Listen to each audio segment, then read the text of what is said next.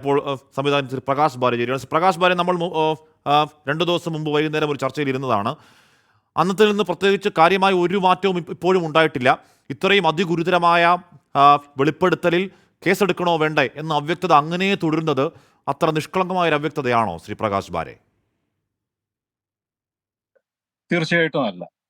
നമുക്ക് ഈ കേസ്, ഈ ഇഷ്യൂ കഴിഞ്ഞ 7 വർഷമായിട്ട് നമ്മുടെ മുന്നിൽ ഏറിയും കുറഞ്ഞും ഒക്കെ ഇങ്ങനെ നിൽക്കുന്നതാണ്. അതിൽ ത്രൂ ഔട്ട് നമുക്ക് മനസ്സിലായിട്ടുള്ളത് പല പ്രമുഖരും ഇതിന്റെ പ്രോഗ്രസിനെ തടസ്സപ്പെടുത്താൻ വേണ്ടി നിൽക്കുന്നുണ്ട്. അവര് സിനിമയിലെ പ്രധാനപ്പെട്ട സ്ഥാനങ്ങളിൽ ഇരിക്കുന്ന ആൾക്കാരാണ്. പല രാഷ്ട്രീയ പാർട്ടിയിലും പിന്നെ അവർക്ക് പ്രോമിനന്റ് ഇൻഫ്ലുവൻസ് അവർക്ക് കാര്യമായിട്ടുണ്ട്.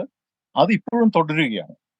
നേരത്തെ പിന്നെ അനുരാജ പറഞ്ഞതുപോലെ ഈ ഗവൺമെന്റ് വളരെ ബോൾഡായിട്ട് WCCയുടെ കൂടെ നിൽക്കാൻ തീരുമാനിക്കുകയും ഇങ്ങനെയുള്ള ഒരു ഹേമ കമ്മീഷൻ പിന്നീട് കമ്മിറ്റി ആയത് അതും ഒരു പ്രശ്നമാണ്. എന്തുകൊണ്ട് അവര് ശരിയായ രീതിയിൽ അത് കോൺസ്റ്റിറ്റ്യൂട്ട് ചെയ്തില്ല എന്നുള്ളതും പ്രശ്നമാണ്. പക്ഷെ അങ്ങനെ ഒരു ഇനീഷ്യേറ്റീവ് എടുത്തത് ഈ ഗവൺമെന്റ് ആണ്. പക്ഷെ അതിനുശേഷം ഒരു മെല്ലെ പോക്ക്, വളരെ പിന്നെ ഇൻഫ്ലുവൻഷ്യൽ ആയിട്ടുള്ള ആൾക്കാർ അതിന് പിറകിൽ കളിക്കുന്നതായിട്ട് നമുക്ക് കൃത്യമായിട്ട് മനസ്സിലാവുന്നുണ്ട്.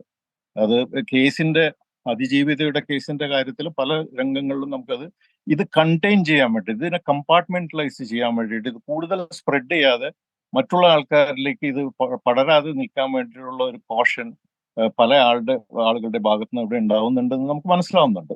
പക്ഷെ ഇപ്പോഴ് ഉണ്ടായിരിക്കുന്ന ഒരു പ്രധാനപ്പെട്ട മാറ്റം എന്ന് പറഞ്ഞാൽ, നേരത്തെ നമ്മൾ കുറച്ചു പേർക്ക് മാത്രമേ ഈ ഇതിന്റെ ഒരു ഡീറ്റെയിൽസ് ഒക്കെ ഇത്രയും ക്ലാരിറ്റിയോടെ മനസ്സിലാക്കിയിരുന്നുള്ളൂ. പക്ഷെ ഇന്ന് കേരളത്തിലെ ജനങ്ങള് വളരെ കൃത്യമായിട്ട് എന്തൊക്കെയാണ് നടക്കുന്നത്, ആരൊക്കെയാകാം ഇതിന്റെ പിറകിൽ എന്നൊക്കെ വളരെ കൃത്യമായി മനസ്സിലാക്കി കഴിഞ്ഞിട്ടുണ്ട്. ഇനിയും അവരെ പ്രൊട്ടക്ട് ചെയ്യാൻ ആൾക്കാർ ശ്രമിക്കുകയാണെങ്കിൽ അവരും കൂടെ നാറും എന്ന് മാത്രമേ ഇതിന്റെ അത് പറയാനുള്ളൂ. പ്രകാശ് ബാരി, ഉറപ്പായും ഇതിൽ ധാർമ്മികത എന്നൊരു വാക്കുണ്ട്. രാഷ്ട്രീയത്തിൽ ധാർമ്മികത എന്ന വാക്കിന് ഈ വ്യവഹാര നൂലാമാലയുടെ അല്ലെങ്കിൽ നൂലാമാല ചികഞ്ഞു പോകുന്ന എന്നതിനേക്കാൾ കൂടുതൽ വലിയ മാനമുള്ള വാക്കാണ്. താങ്കൾ പറയുന്നത് പോലെ ഇവിടെ ഒരുപാട് ഒട്ടുമിക്ക കേരളത്തിലെ ഈ മേഖലയുമായി ശ്രദ്ധിക്കുന്നവരൊക്കെ ഇത് വായിക്കുന്നുണ്ട്. അവരൊക്കെ കാണുന്നുണ്ട് എത്രമാത്രം വ്യവസ്ഥാപിതമായി, എത്രമാത്രം ക്രൂരമായാണ് ഈ പറയുന്ന 15 അംഗ പവർ സംഘമോ അതിൻ്റെ കീഴിലുള്ളവരോ അതിൻ്റെ ശിങ്കിടികളോ ഒക്കെ ഇവരെ ഇത്തരത്തിൽ നായാട്ട് നടത്തുന്നത് കാണുന്നുണ്ട്. അതിൻ്റെ മുന്നിൽ ഏതെങ്കിലും വ്യവഹാരത്തിന് നൂലാമാല പതിനൊക്കെ സർക്കാരിന് കഴിയില്ല. 1. 2, ശ്രീ പ്രകാശ് ബാരെ, ഇതിൽ സിനിമാ സംഘടന അമ്മ ഇപ്പോഴും മിണ്ടുന്നില്ല. ഇവിടെ കേരളം ആദരിക്കുന്ന മലയാളത്തിൻ്റെ തലപ്പൊക്കം മമ്മൂട്ടി മിണ്ടുന്നില്ല, മോഹൻലാൽ മിണ്ടുന്നില്ല, ബി ഉണ്ണികൃഷ്ണൻ മിണ്ടുന്നില്ല. ഇവിടെ IFFK വേദിയിൽ ആക്രമിക്കപ്പെട്ട നടിയെ അതിജീവിത എന്നൊക്കെ വലിയ കനപ്പെട്ട ശബ്ദത്തിൽ അവതരിപ്പിച്ച സംവിധായകൻ രഞ്ജിത്ത് മിണ്ടുന്നില്ല. എന്തിനാണെന്ന് ഈ മൗനം? എന്തിനാണ് ഈ മഹാമൗനം ശ്രീ പ്രകാശ് ബാരെ? അവര് ഈ പിന്നെ കാറിന്റെ സെർച്ച് ലൈറ്റിന് മുമ്പിൽ കുടുങ്ങിപ്പോയ ഒരു വന്യമൃഗത്തെ പോലെ അന്താളിച്ച് നിൽക്കുകയാണ്. എന്തായിരിക്കണം നെക്സ്റ്റ് സ്റ്റെപ്പ് എന്ന് പറഞ്ഞാൽ, നമുക്ക് അറിയാം അതിജീവിതയുടെ കേസിൽ വളരെ ഇമ്പോർട്ടന്റ് ആയിട്ടുള്ള ഘട്ടങ്ങളിൽ പോലും ഞങ്ങളുടെ കൂടെയുള്ള ഒരാളെയാണ്, അവരെ വിട്ടുതരില്ല, ഞങ്ങൾ ഒറ്റക്കെട്ടാണ് എന്നൊക്കെ പറഞ്ഞ ആൾക്കാർ വരെ നമുക്കറിയാം ആരൊക്കെയാണെന്നുള്ളത്. അത് തന്നെ കണ്ടിന്യൂ ചെയ്യാൻ പറ്റാത്ത സ്ഥിതിയിൽ എത്തിയിരിക്കുകയാണ്. അടുത്ത സ്റ്റെപ്പ് എന്താണ് ചെയ്യേണ്ടതെന്ന് അവർ അന്താളിച്ച് നിൽക്കുകയാണെന്നാണ് എനിക്ക് തോന്നുന്നത്. പക്ഷെ ഇത്രയും ഈ ഒരു രംഗത്തെത്തിയ ഈ ഒരു ഘട്ടത്തിലെത്തിയ സമയത്തെങ്കിലും പഴയ തെറ്റുകൾ അതിനെ വിട്ടുകളഞ്ഞ് വളരെ ഓപ്പൺ ആയിട്ട് സൊസൈറ്റിയോട് സംസാരിക്കേണ്ട സമയമാണ് അത് അവർ ചെയ്യുമെന്ന് പ്രതീക്ഷിക്കുന്നു ഇനിയുള്ള ദിവസങ്ങളിലെങ്കിലും.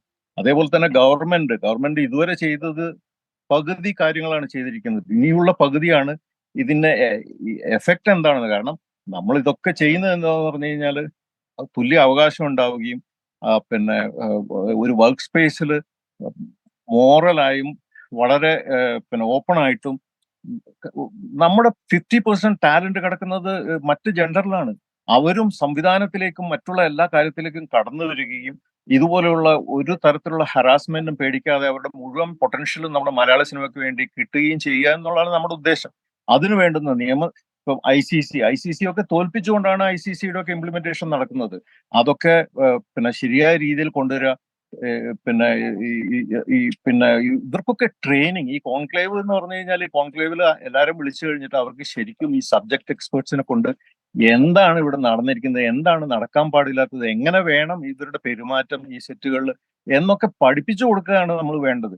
അതിന് പുറമെയാണ് ശരിക്കും ഉണ്ടാവേണ്ടത്. കുറ്റം ചെയ്തിട്ടുള്ള ആൾക്കാരെ ശിക്ഷിക്കുക എന്നുള്ളത്. Okay, thank you Prakash Babu. Conclave നല്ല ഐഡിയ ആണ്, അത് നടക്കട്ടെ. പക്ഷേ അതിനോടൊപ്പം തന്നെ ഇത്തരത്തിൽ അതിഗുരുതരമായ വെളിപ്പെടുത്തലടങ്ങിയ ഒരു 233 പേജ് ഇരിക്കുമ്പോൾ അതിൽ നടപടിയൊന്നുമില്ല, ഞങ്ങളെന്ന കോൺക്ലേവിലേക്ക് പോയി സമാധാനത്തിൽ പിരിയാം എന്ന വാക്ക് എന്നൊന്നും അത്ര നല്ല നിലപാടല്ല.